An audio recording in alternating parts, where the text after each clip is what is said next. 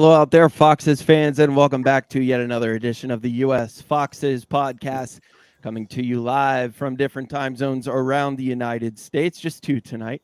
I, as always, am your host, Matt Folks, joined by my co-host, just about 20 minutes north of me in Del Mar, Mr. Chris Warner. Christopher, what's up, bud?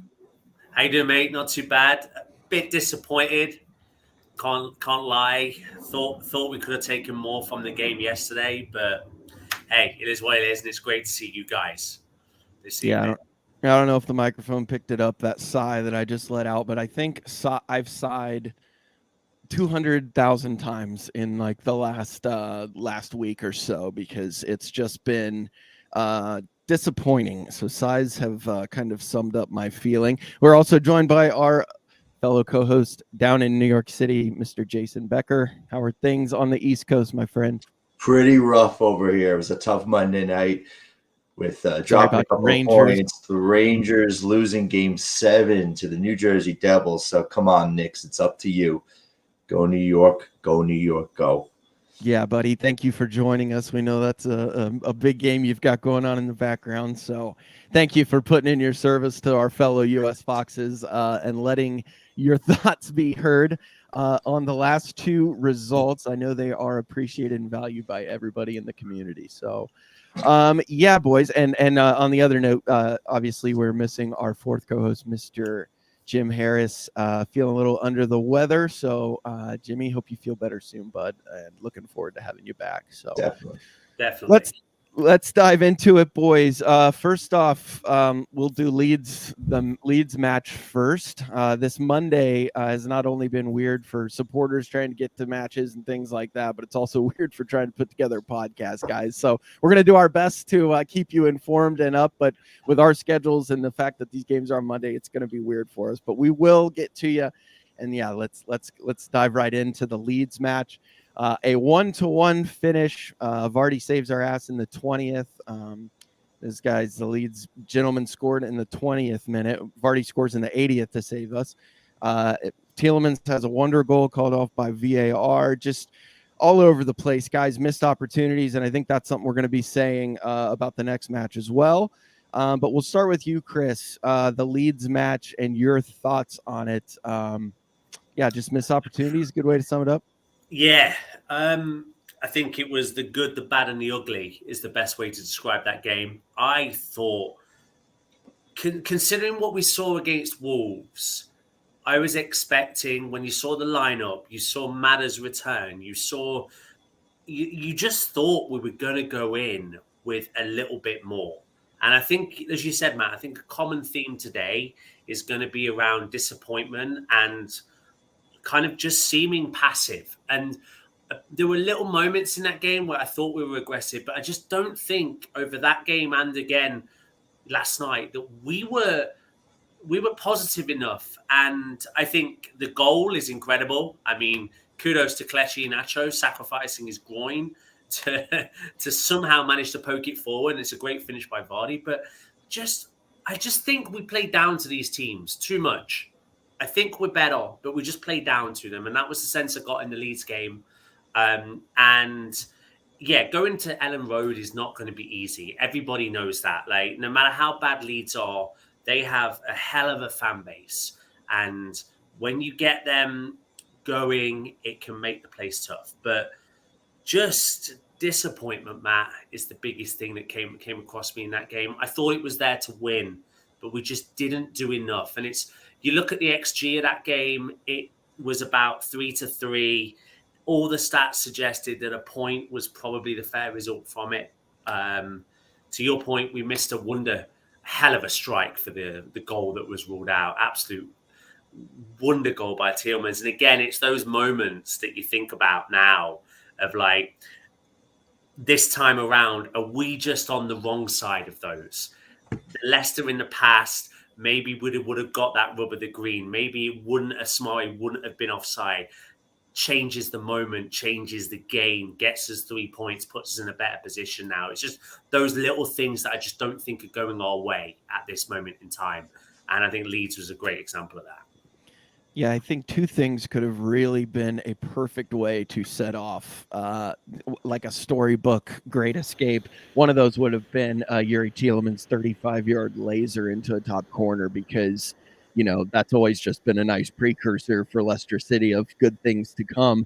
So, yeah, not only the fact that it was called off, but just, God, what a heartbreaker for not only Yuri, but the rest of the fan base. Because, yeah, I was certain that that was going to be the catalyst to kind of launch us forward and go from there. But unfortunately, yeah, Samare gets apparently in the way, and VAR and we do not get it. So, Jason, your thoughts, I guess, man. What could there have been? It was just when it didn't go in and they got called off, I was like, man, that could be the fucking opposite now. Yeah. Hoping it would do for our team. Yeah, I mean, we did get the win, against Wolves, but kind of felt like, we're still kind of in the mess, right? So I thought for a moment that Yuri was giving us that Esteban Cambiaso moment against West Ham that kind of kickstarted the Great Escape, back in 2015. It wasn't to be. We just didn't get the breaks there. But geez, my initial thoughts after that game were like, is this what it's going to be like during this run? Are we going like pure kamikaze football with Dean Smith here? I just don't know if I could, like, my heart can take this wild ride during so many high stakes games. It's, I mean, I felt exhausted after watching that one. But you look at that Leeds game, you look at what's happened against Everton, and you see two sides that are trying, three sides altogether, right? That are trying, but just blowing opportunities on either end of the pitch and blowing assignments defensively sometimes, or letting in and just missing, like, just gift wrapped scoring chances. And I think that's the mark of teams that are where they are in the table. And I think I'm beyond now thinking that we're better than who we're around. I mean, we're there at this point of the season for a reason.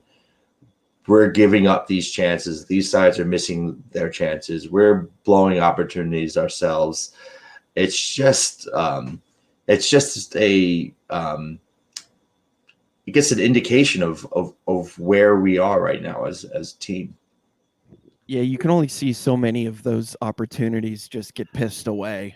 Because when we look at the last Great Escape, it was the exact opposite, right? It was taking those huge moments, guys grasping the moment and making it happen. And it really feels, Chris, like we're seeing the exact opposite now with some of the shit that's happening. Matt, you bang on. We were organised during that. I think the term organised is one that comes to my head during the Great Escape season, because you think about some of the goals in that time. It was, we were disciplined and we countered and we broke as a team and we scored as a team collectively. And there were just moments, as Jason quite rightly pointed out, where we just look disorganized still. That whether it's defensively missing assignments, whether it's playing the wrong pass, whether it's just not doing those little things correctly. And I agree with Jason's sentiment. Like, we have to be honest. Like, we're down here for a reason. It's because we're just not taking those opportunities that are being presented to us. I mean, we'll talk more about the Everton game, but that shambles for the penalty, who's taking it, who isn't taking it, all that sort of stuff is just another representation, I think, of just this lack of organization in this side in this 22-23 season, and how it's kind of manifested on the pitch and left these moments get away. I mean, I think Dean Smith is doing the best he can at this moment in time. He's come in, and the squad obviously has been reinvigorated. Like, that's obvious to see. The players are trying their damnedest. I can't knock them for effort. They look gassed at the end of the game against Wolves. That may have had something to do with the performance against Leeds on the Tuesday night. And again, last night, by the end of it, you could see what it meant to them. They were emotionally and physically spent. So I can't say that the players aren't putting the effort in, and definitely under Smith, we've catalyzed something. But is it enough now to stay up over these next 4 games? Yeah, I mean, look, Leeds is always going to be a tough place to go, but they were there for the taking. They were super low in confidence. I don't think anyone in the home end was, fully confident that they would get a win in that game. It was always going to be tough, though, with Yuri just coming back from injury, Barnes just coming back from being out, and you can just see that they're not. Both players are not fully match fit. And Yuri's, he's been getting gassed out there. So, and then we saw it again, I think, against Everton. Same exact thing with both players. Going to be very, very important going on, because the man, even when he's gassed, he still has those moments of brilliance where he sees passing lanes and makes things happen. But we also saw multiple times where his decision making was just like, bro, I understand you're dead, but your brain has got to be thinking. And I think that's the most frustrating, because we know what he's capable of. But to see some of the turnovers, Jason, that we saw from him, just so unlike him. And I think it speaks to where he is physically and maybe mentally, even though we saw how happy he was, after the Wolves game. Yeah, I think we need Yuri Tielemans to be able to complete passes.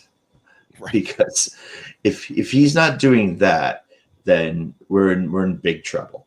Yeah. And the midfield is starting to get overrun quite a bit, and it's seeming more and more like that's the issue here. It's not necessarily our center backs screwing up; it's the fact that they're constantly exposed because other teams can just carve right through the midfield. Soumaré has had to kind of come back into this side, and he's had a tough season. And he's not an all-action player. But I've been watching Soumaré over the last 2 games, and it feels like he's having to do the work of 2, sometimes 3 players. When Wilf is off and not at his game and not strong in the tackle and not breaking up plays, and Yuri is huffing and puffing and having a lot of trouble covering ground and then also completing passes, it's now up to Soumaré to sort of take over and run the whole midfield and do everyone's job. And that's a tough position for any player to be in right now. It really is. Lastly, we spoke just a second on it. Talk about Kelechi Iheanacho, guys, before we move on to the Everton. Obviously plays through the pass to Vards that, not only put Vards through, but I was hoping allowed Vards to score, and maybe because it was a classic Vardy goal and around the keeper, but the ball through by Kelechi was just classic Kelechi. But then he tears. What was the actual? Was it a abductor or abductor? Yeah, tears it, and he is now out for the season. So the hits just keep on coming, guys, because a player that we've said so many times was going to be so crucially important to us surviving because of his experience, because of his ability to play Vardy and turn Vardy on to the player we knew he could be. He is now out for the season, but in classic Kel's way, he goes out by helping us score.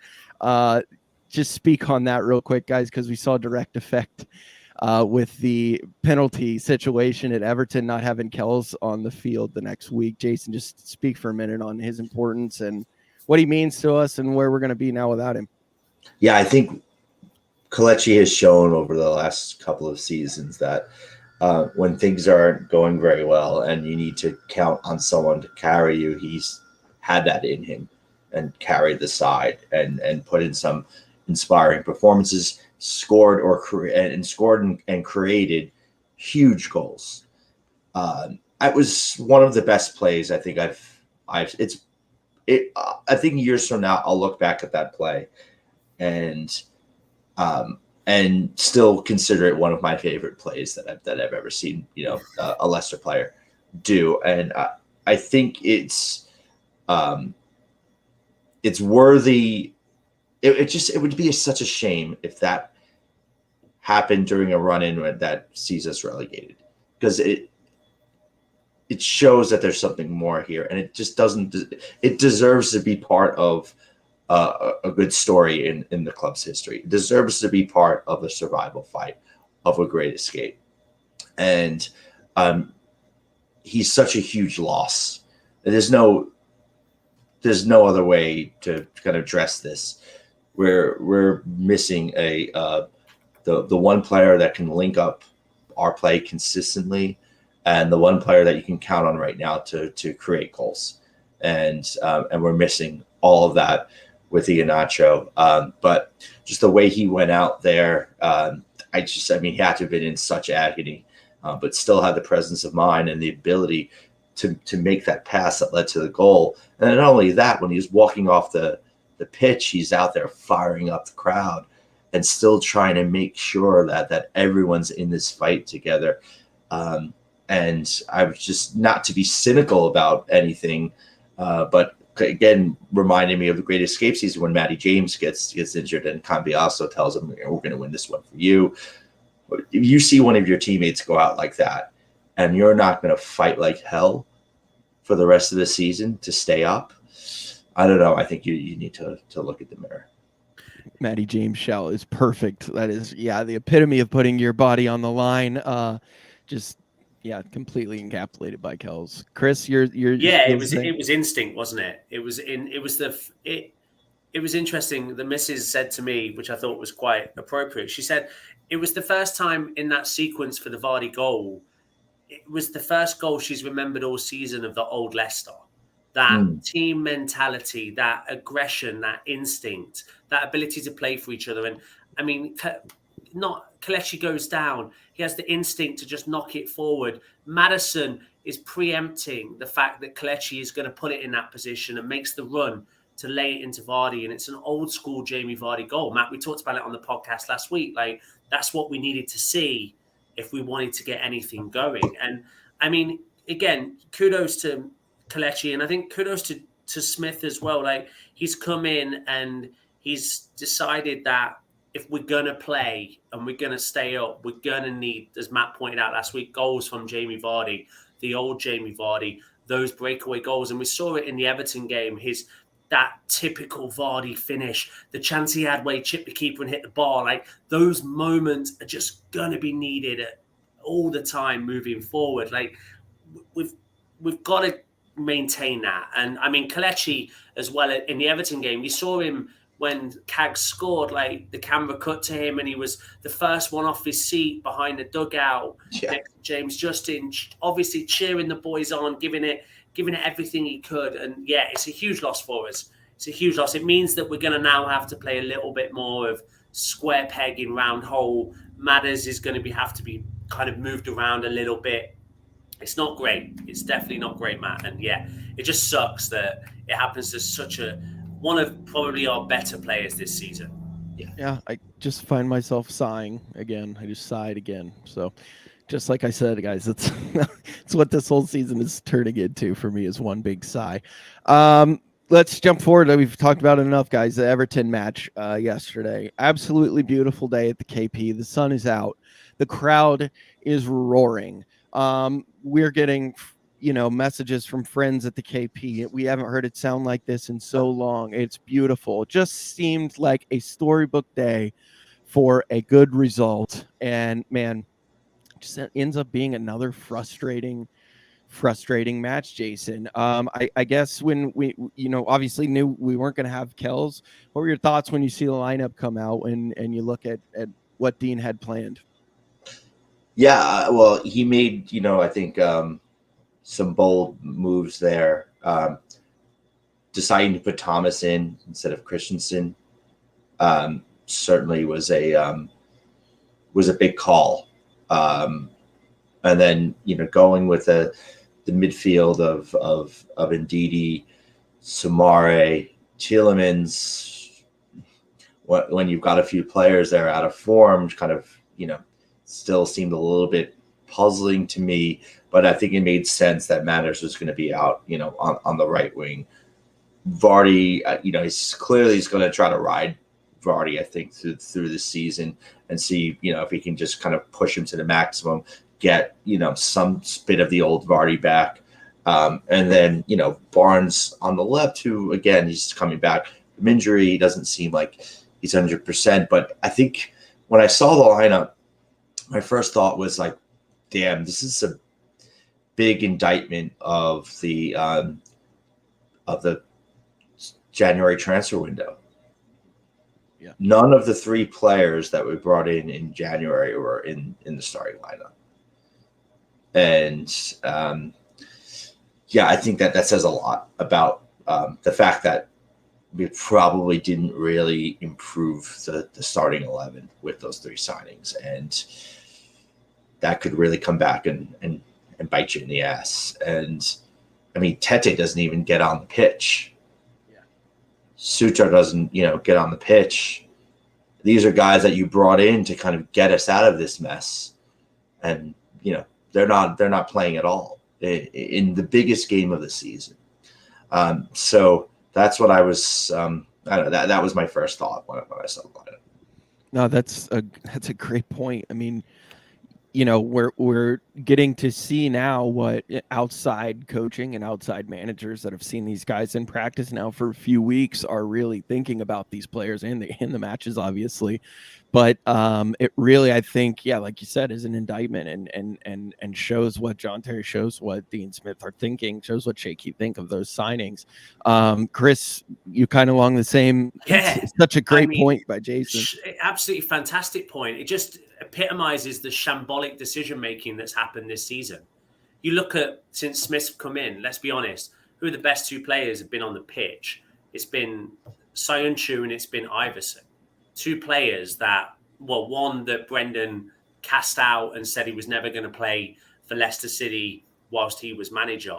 And then the second guy who was forced into the team because of Danny Ward making one mistake too many and it being almost like he was having to kind of just the last resort to Brendan, the way he described it. And those two have turned into our best two players in the running. And it just epitomizes the shambolic decision-making that's happened throughout the season in terms of our recruitment, in terms of the formations we've been playing, in terms of the decision-making by the board not to get rid of Rodgers earlier. Like, it just epitomizes everything when you see that lineup. Echo the point about Thomas starting. I thought he played really well, especially in the first half yesterday. I thought defensively he did his job. I think Christiansen against Leeds just consistently gave the ball away, and it was one of those decisions where at some point Smith just had to pull him, and so I could see why he made that change.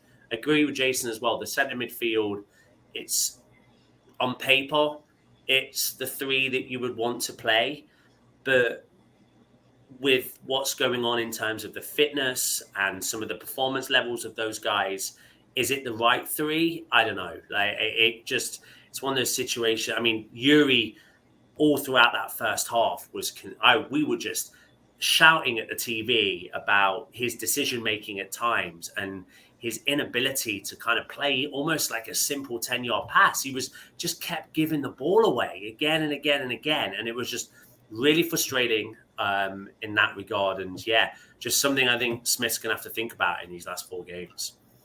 Yeah, I just also thinking about the lineup and thinking about the midfield. I know Dewsbury Hall has had a very, very tough season. I think a lot of that and a lot of the reason why his confidence may be down is because he was forced to play on the right side so often this season. And I think that probably ruined his confidence.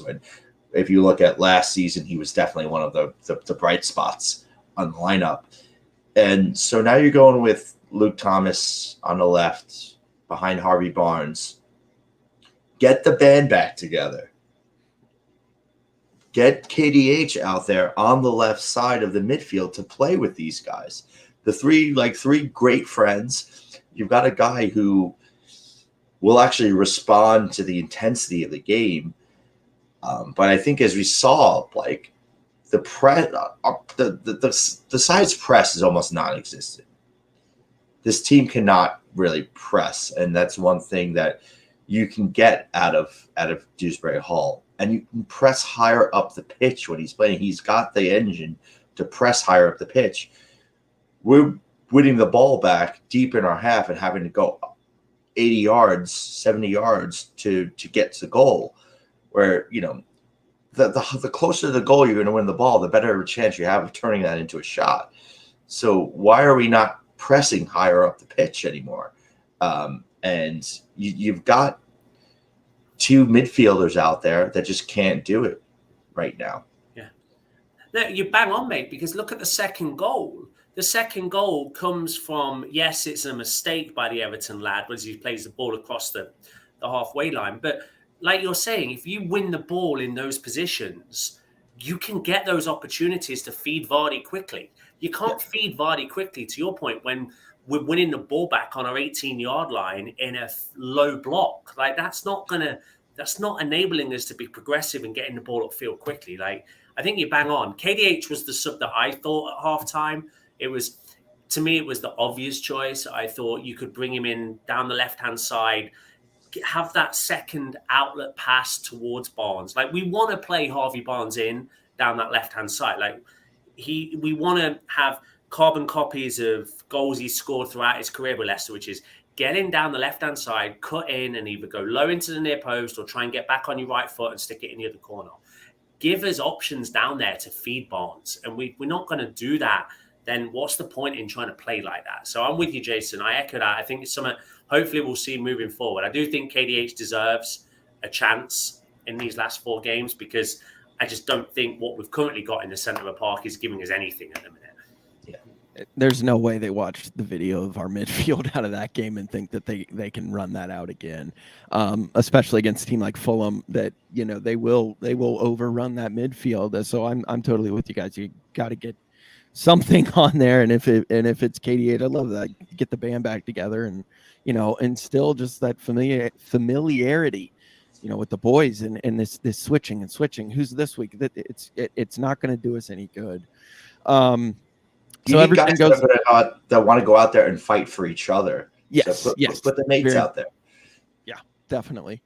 Everton goes ahead initially. Calvert-Lewin spot kick after Timothy Castagne throws a I don't know. I guess you could say it was a Jokic elbow to the back of the head for my NBA people out there. Knocks over Calvert-Lewin. He definitely sold it, but at the same time, what the fuck are you doing, Timmy? That was, yeah, it's gonna get called all day. Even to the most ardent Leicester supporter is going to call that a penalty. So fortunately go down there. You guys, just stupid decision. We can move past that one real quick. It was just a moment of madness, I think. I don't know what was going on. It almost was like Timmy thought it was our guy, like that he was doing that into. It was very strange. But anyway, that happens. But then we come down to Soyuncu, the man that wouldn't have even been in the side, scores to tie it up. What are your thoughts on Soyuncu's goal, Chris? Well, it's a hell of a finish. Slipping, he's falling down, and he manages to keep his composure and get his foot on it and stick it in. It's a hell of a finish. I love Cags. Firstly, congratulations to him signing to Atletico Madrid. I mean, yes, it's been kind of rumored for a while now, but it's all set in stone. And good luck to the lad.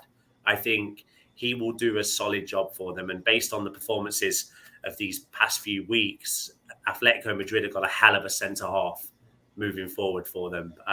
Yeah, it was great, Matt. I mean, again, it's one of those moments when we go a goal down, and to be honest, Everton were all over us at that point. They had high possession.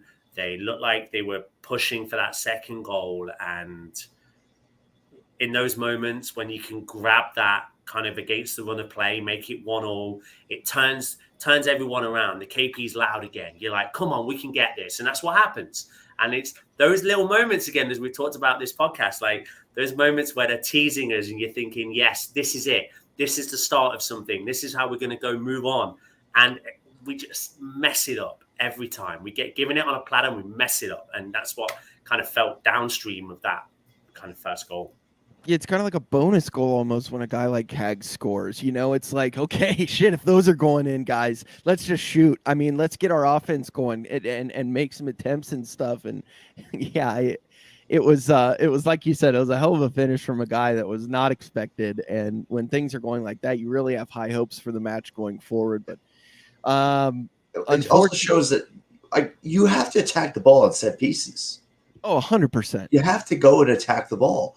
And he seems to be the only guy willing to do that. It was a nice little layoff from Foss there. So, definitely appreciated that little, nod there. But Soyuncu wanted the ball more than anyone else in the box. And that's why he went and got it. He was far. He had to cover a lot of ground to get there, to get that shot on goal. But that's what you have to do. And I don't know. Hopefully it just kind of wakes everyone up and makes the players realize, like, when we get opportunities like this, we have to take them. We have to try to attack the ball. After that, then we get another vision of V9 scoring goals again, Chris. Getting Jamie back on the score sheet. Talk about Jamie, that goal real quick. Oh, Matt, you must have been smiling from ear to ear when that goal, because that is the epitome, isn't it, of Jamie Vardy. It's like he will go down as one of the best strikers to ever play in the Premier League. And if you wanted to have an epitome of what a great Jamie Vardy goal is, it's that. It's the through ball. It's running across the central defender, so he can't get his foot in. So he's now in a position where it's just one-on-one with the keeper. And I mean, Pickford stood no chance. Like, when he took it around him, you give him the feint, went to the left, great finish with his left foot into the corner. Yeah, the typical Jamie Vardy. Straight to the corner flag. I thought we were going to get a Sheffield United all over again and just smash it into a million pieces. We didn't. I think maybe he was told don't do that again. But no, it was a great finish. It was a lovely ball through. It came from the one time where we forced them into a mistake in the centre of midfield, and we took advantage of that and pushed it forward quickly. And yeah, hell of a goal. I still think to this day, like, there's only two people that I think of when I think of those goals. I think of Thierry Henry and I think of Jamie Vardy. And it was just the perfect Vardy goal. And yeah, sent us all mad in San Diego, mate. It was absolutely scenes when that went in. Well, back-to-back weeks with, classic set-in-stone gold Jamie Vardy goals that we are so used to seeing, Jason. That goal goes in and you just got to think to yourself, oh, baby, like, 2 games in a row, he's back, and at that point, I'm like, we're in good shape. What were you? I mean, talk about your thoughts when it went in, and then we'll dive into what happened next. Well, I didn't think we were in good shape because I just knew that they were just going to continue to give up chances against Everton. And how do you give up as many chances? How you give up that many chances to Everton of all sides? I just not quite sure. I'm still baffled by that, but it was vintage Vardy, trademark Vardy. It was a hell of a goal, and it's exactly what everybody wanted to see and needed to see. And it's great to have that Vardy back. And I thought he had a very good game. He had a couple of chances maybe he could have put in, but he was still getting there and getting the chances. And that's something that we were been missing under Rodgers with the slow kind of build-up play. It doesn't give Vardy the opportunity to make these goals. But he looked good. He was moving well, making chances happen. I thought he had a great game. And if we can get 4 more performances like that from Vardy, definitely give us a better chance to stay up. Yeah, and I'm way to go out too if he can score the goals that keep us in the top flight. Exactly. Yeah, I meant more as I was feeling good about the fact that he's scoring those kind of goals again. That could only be positive for us. Yeah, I knew with the defense we got, Jesus, but we're gonna need him to do it 3-4 times a game. So he gets that done, and we come in and the chance happens where Jamie hits the post. Now we'll talk about this play real quick where he does chip Pickford. It's beautiful. It does hit the post, but you can't help but watch that back and see that a layoff to Barnes probably is just a tap in for a goal there. And these kind of decisions, though, the argument can be made. It's Jamie Vardy. He's your striker. He's feeling himself. He's scoring again. Of course, he's going to take that chance. But you also, man, it's frustrating to see as a team this far down when we're doing that, because Matters had a few these last few weeks of the same thing where he takes the selfish shot instead of the layoff. And at this time of year, Chris, it's just like, fuck, guys, it's not the time or place. So I know it sounds hypocritical when I'm singing Vard's praises, but it's where we are, right? I think we were even. Sorry, Chris. Oh, go ahead, Jason. I was going to say we're even lucky to even have that chance, because I don't know how Calvert-Lewin did not score. I know. And I think we need to give a little time for a separate segment, I think, here just on Everson's performance in the game. But yeah, I mean, look, he hit the crossbar though. It was like another few inches down, and that goes in. But I wasn't that pissed off at Vardy for not making the pass, because you did feel like there would be other chances for him in that game. And so for me at the time, it didn't feel like the end of the world. At the time, it wasn't. And I honestly didn't even notice Barnes until I watched the replay, Chris, and then saw it. Yeah, to be honest, Matt, I didn't even see it in the real time. I thought the Vardy one, I thought was, given what you said now, I mean, hindsight's a wonderful thing. The Matters one in the first half was the one that got me more, where his penalty spot in a difficult position because he's got the ball in his feet, and I think it's Castagne is 10 yards to his right, no one around him, screaming for the ball. If Matters could just have looked up and played that off, I think it's a golden opportunity for us. But the Vardy one, I mean, Calvert-Lewin, I mean, crazy. That whole sequence was insane. That 30 seconds, you go from the relief to the frustration to just all of the emotions just kind of bottled in yourself in that little sequence. And just crazy times. The other big play then obviously is the penalty chance at the end of the half. Man, where do we even start here? Tielemans is holding the ball at first, and I'm like, okay, interesting. Well, Yuri's going to bang this home. And then we see Matters come up and take the ball. And right away, I'm like, okay, this is interesting. When the fuck was the last time I saw Matters take a penalty? For those of you wondering, the last time that Matters took a penalty, it was September of 2018 against Cardiff. So you have a player that steps up, and pretty interesting that's going to be. And after the game, Dean Smith said that he was the guy that was supposed to take him when Kells wasn't on him. With a player like Vardy on the pitch, though, you got to wonder, that's kind of an interesting decision. Obviously, he hits it right down the middle to Pickford, who doesn't move. And you got to wonder how many of those penalties Pickford saw during the time with England for those two. And then we also hear that Pickford has written on his water bottle the penalty percentages of everybody on Leicester's team. And sure enough, it says Matters 20 on the left, 20 on the right, 60 down the middle. On his water bottle, he stands there and makes the stop. Which one of you wants to dive into this missed opportunity? Jason, you want to do it first? Look, I mean, it's easy when a player misses a penalty to kind of second guess it. Really, honestly, you should be able to put any of the 10 outfield players out there and have them bang in a penalty. Look, I know in a pressure situation, it's a lot easy. It's easy for me as a supporter who's never played in a relegation battle in the Premier League to say that. But I mean,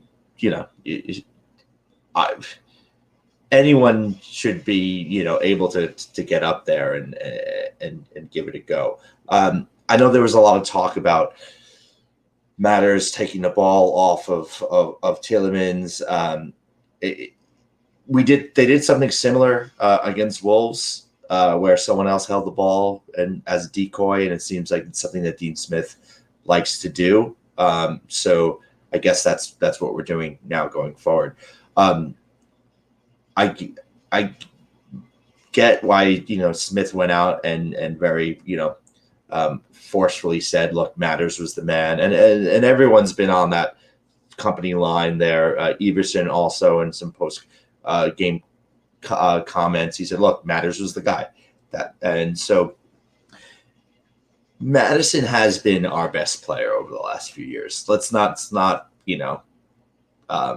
pretend otherwise. So I think, when you look at it like that, it's like, okay, yeah, he's the man for the penalty, but it is hard to just see Vardy out there and not be given that opportunity, especially when he's been playing so well and Madison's been having some difficulties. And it would have been such an iconic moment if Vardy had the opportunity to get up there and take the spot kick and smash it in. The crowd would have loved it. He would have loved that. He's been playing better. It would have gotten him fired up. You need your number 9 scoring goals. We haven't been getting enough of that from our strikers this year. It would have just been such an inspiring moment to just everyone around the club to see Vardy do that. And we really missed a trick and really missed an opportunity to really galvanize the side for, this run-in at the end of the season. Score that goal, the game is over. Yes. Yeah. Everton, I think they would have been demoralized by them. I kind of question it. I just didn't necessarily appreciate Smith kind of taking Vardy down a peg or so, after the game, say, hey, look, the guy scored one goal at home all season. Clearly this man's got goals in him right now. He's scoring for you. He's playing well for you. He's your number 9. Get him out there to take it. Yeah, I'm with you. That was weird. It was also kind of weird to me that we brought you in, Dean, to make the tough decisions here and to kind of figure out and say, hey, this is Jamie Vardy, the most iconic fucking goal scorer of the club's history. And, why not let him make it? But instead it was kind of like the responsibility was like, well, it was Kelechi was the taker and Matters is the guy that backs him up. Well, guess what, bud? Status quo hasn't worked this fucking year. That's why you're even in this job. So maybe it's time to take a different look at things and maybe set something up from your perspective. I think that was first time this year that I think Dean's had a misstep as far as comments that I really been disappointed in. You kind of along the same feeling there, Chris? Yeah, I think so. I think accountability is important in all aspects of what we do. To Jason's point, I agree with him. I wasn't worried or Matters taking a penalty. He takes all our free kicks. Why aren't you expecting to be our set piece specialist? What annoyed me the most was just how garbage the penalty was. I understand that he has a preference to get down the middle, but it just didn't look like he was at all. It seemed he was caught in two minds. He hits it with his inside of his foot. For me, I thought he was trying to pull it more towards the corner, and he's just kind of got wrapped around his body. I don't know. It was just a really, really crap penalty. I don't mind missing penalties. That's part and parcel of the course. But when it's such a disappointing penalty, when it's at that perfect height for the keeper, just leather it, mate. Just leather it, and we just didn't get that. I think it's a perfect summary of how we've been playing. It was an indecisive finish, and that's the way we're playing right now, man. It's just everything is just so. But to Jason's point, though, it was such a pivotal moment because 3-1, it's game over. But what happens in the second half? We come out flat. They come out and are aggressive, or pressing us, winning the ball up the pitch, and ultimately grab the equaliser. It's such a huge moment. Because it went straight to half time, it's kind of missed because you've got that 15-minute period. But in reality, it was almost as if it was one of those moments where it felt like we can, kind of looking back in hindsight, it feels like we conceded in that moment and the heads went down and we just didn't get up for that second half and that first 20 minutes. And it felt like we didn't start playing until the 65th minute of the second half, at least. Yeah, and I don't know. I have a message that I had to get out there to Rob Tanner. ever since Madison came at you on Twitter, it just hasn't been working out that well for him. So Rob, I know you're a consummate professional. I don't think you would do anything like this, but just in case you do have some kind of like Madison voodoo doll or some kind of now curse against him for doing what he did, I'm sure he is very, very, very sorry that he questioned your article and tried to call you out, but it really has not been going very well for Madison since that moment. I think he's done his penance here. He regrets the decision. I know he does, and I think it's time to lift the curse and to allow him to get his powers back here for the last 4 games of the season.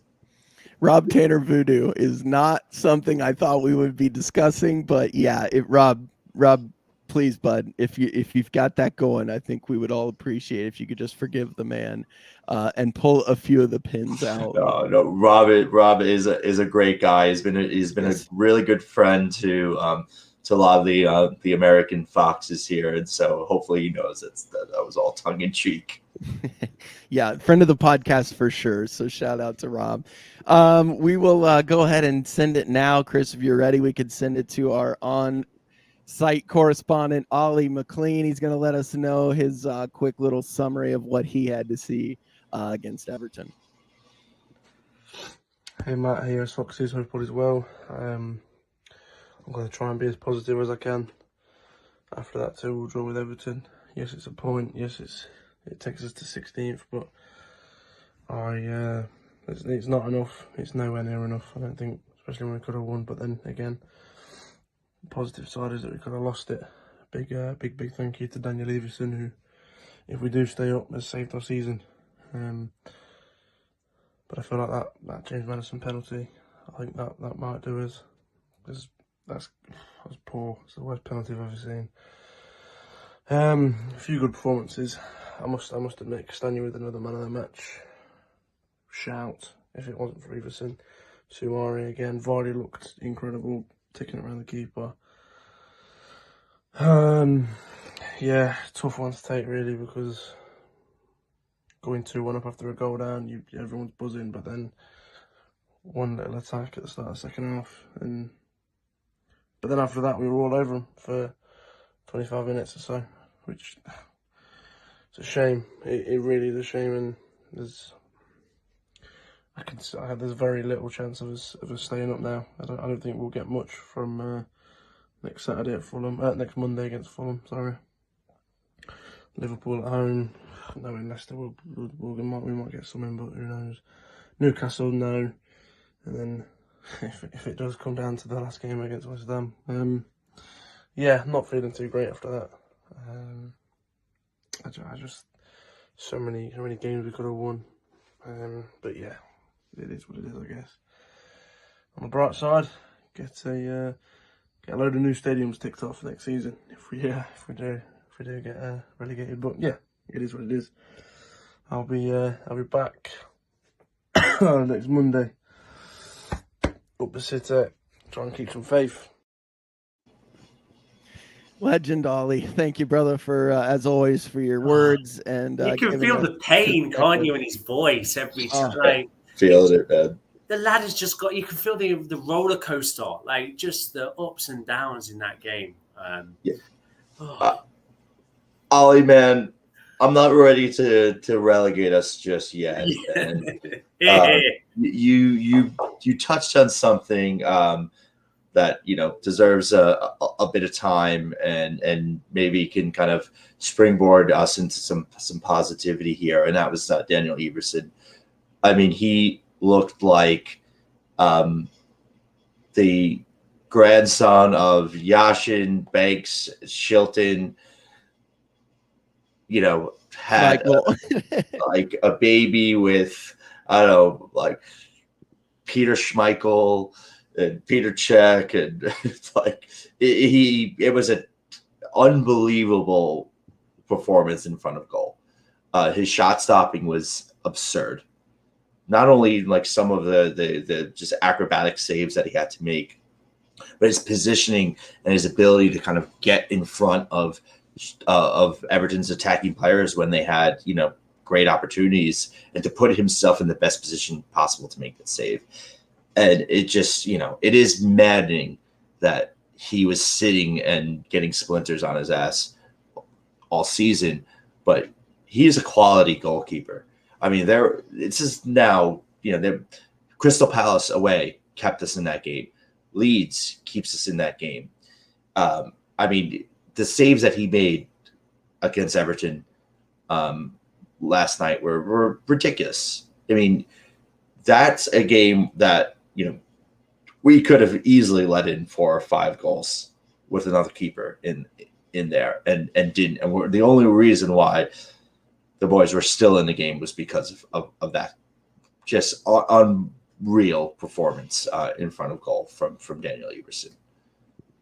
He's doing things, guys, that you really, I mean, he looks like a player that's been in the league that, for 10 years, let alone a guy that has a handful of starts now in the Premier League. And he's everything Preston North End fans told us about. I mean, the guy is taking over games. And when we talk about the Great Escape season, there's moments, that we think about with the Cambiasso goal, Ulloa goals. And with this, it's really turning into Daniel Iverson is keeping Leicester City even in this, because had it been any other keeper in net, I think, especially I don't want to throw Danny under the table, but he doesn't make. I really struggle with wondering some of those saves that Dan made if Danny Ward would have been anywhere near him. And good God, you just hope that all this work is for something for the man, because we spoke about, confidence earlier and how important it is for these young players. And man, would it be an amazing feather in his cap to be the man that was the catalyst that kept us alive, Chris? Yeah, no, I mean, put it this way. If we're going to stay up, we need more of what Danny Iverson is giving us, and we just need a little bit of luck to go with us versus against us. Kid was incredible Monday. Matt, Jason, echo all your words. The biggest thing that I thought about was not only his positioning and some of the acrobatics, but it was those little fundamental saves. Every time he was strong, it was always the ball was always hitting a strong hand. And as such, it was always going away from goal, whether it go out for a corner throw, whatever. Like, that's the sort of stuff that you want to see. It's kind of ironic in a way that I think Casper was on the British Monday Night Football in the studio for the game, and you just got those.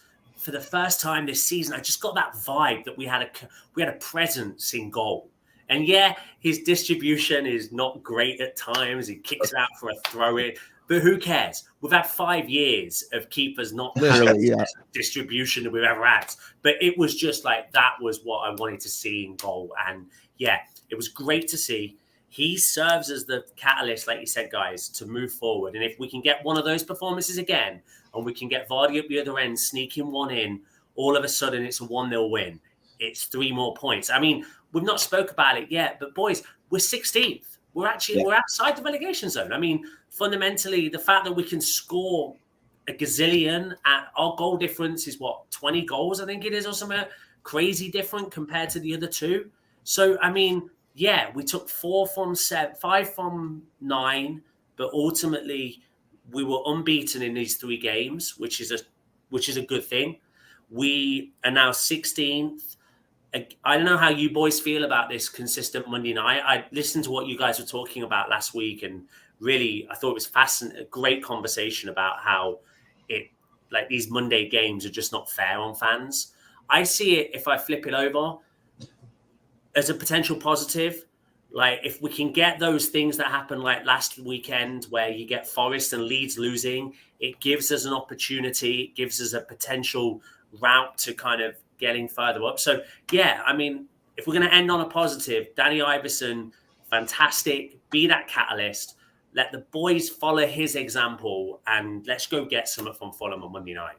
It was cool. After the match, he gave lots of credit to, Casper and how he trained and learned under Casper when he came in. And I was just laughing to myself thinking, yeah, he got the shot stopping ability and the distribution from your fellow Dane. Yeah. Look, if we're gonna stay up, whenever you see a run in, a Great Escape, or a charge to win a title, you always see clean sheets in there, and it's been a long time since this side's gotten a clean sheet. And the only chance that we'll get one is with Everson in goal. And so maybe we do look at, maybe he has another performance like this at some point and gets us that clean sheet that we desperately need. Because now you only have to score 1 goal to get a win instead of 2. But and speaking of that, Chris, you're right. So we're sitting in 16th place right now. There are 3 sides at 30 points, us, Leeds, Forest, for that last relegation spot. Everton's a point behind at 29. Our goal difference is minus 13. Leeds minus 24. Forest minus 32. Everton minus 25. So that means that Leeds, Forest all need to win an extra point over us. Everton, now with 4 games remaining, they need to win 2 extra points on us. So there's your positivity right here. Everson, the way he's playing, also, revived Jamie Vardy. But this, where we are on the table, so yes, it was a huge opportunity. We had 2 games against 2 relegation rivals. If we get 2 extra points in either of those games, that other team drops a point, and we could be 3 points over Everton, or 3 point, a few extra points over Leeds, but we're not. But we have that extra kind of half point right now, and as the season starts to shrink and there are fewer and fewer games, any edge that you have in points and in goal difference over your rivals is huge. The fact that everyone in the shit with us needs to get either an extra point or an extra 2 points could be huge. I mean, look, this is probably going to go down to the last game of the season, but we still at least have that. And as Brendan used to always love to say, it's in our hands, and that's the beauty of it. Yeah, 100% agree. And one of the things that we've got to remember as well, to your point, last game of the season, that team that sits above us in 15th is the team we're playing on the last game of the season at the minute, West Ham. There are opportunities to drag them. If they get dragged into this as well, then there are chances again to pull it in our hands and give us that opportunity. Or it could be a West Ham team that, if they get a win, then maybe they have nothing to play for. Yeah, exactly. Yeah. I mean, look, Leeds are in turmoil. Big Sam's now back in the Premier League. I mean, it's going to be they're going to write books about this, I think, ending to this season. Yeah. I think there's more twists to come. So I certainly are. Cool. Yeah, it was, and the writing was on the wall. I mean, all season long, the parity between those it was so tight all year long, and now we're just seeing the effects of that now. So we've got one last thing on that one. I don't know if you guys saw it, but shout out to the samurai himself, Shinji Okazaki, in the stands at the KP. What a fucking legend. We love you forever, number 20. And just once again, guys, just if you needed any other reminder that you cheer for the best club in the world, when you got players coming back years after their last time at this club, coming back to support them, it's a pretty incredible and pretty special. So shout out to number 20. Let's look ahead, guys, real quick. Fulham, as we said, the team sitting in 10th currently, coming off losses to Man City. And I believe, was it Liverpool? Or no, they have Liverpool tomorrow, coming off losses to Villa and Man City. They play Liverpool tomorrow at noon Pacific time here. So pretty interesting one for them. Liverpool's a weird club right now. Chris, what are your thoughts on Fulham going in? Need a Liverpool win. I really do. If we can get a Liverpool win tomorrow, that kind of puts Fulham on vacation, puts them on the beach, and gives us maybe an opportunity. Yeah, I can't help but agree there. It'd be great if they we spoke about teams having nothing to play for and being comfortable and having the flip-flops on. That would be great if Liverpool could do us a favor there, Jason. Yeah, and we kind of have a gift here. No Mitrovic, and Fulham will be missing other players as well. It's probably going to be the best shot to get points against this Fulham side. They played us at our place, and didn't look great, but like kind of really just shithouse their way to that win. And it was kind of like, damn, it was like everything that you wish that our team had in those situations, just to grind out a win. But they're going to be tough. I think Ream may also be out as well. So yeah, there's an opportunity there for us to maybe go to Craven Cottage and get something. Even a point could turn out to be huge. Really could, guys. So we whatever you need to do, guys, light the candles of faith, anything you can, because anything will help at this point. Because we say it every time, you got to keep the faith. And it would have been, we didn't lose these matches, guys. We're unbeaten in 3. So it's how you look at it. Few things go our way, and we are right back in this thing and safe. And as Chris pointed out, we're in 16th, guys. So lots of things to be upset and disappointed about, but at the end of the day, this is in our hands, and it's still in our hands. So let's just keep faith and keep rocking, guys. With that being said, thank you as always for joining us on the US Foxes podcast. Try to be back with you next Monday night to talk about hopefully the big 3 points that we got from Fulham. For Chris, for Jason, for Jim, who couldn't join us tonight, feel better, buddy. I am Matt, and we will see you next time on the US Foxes podcast. Cheers, boys. Let's go.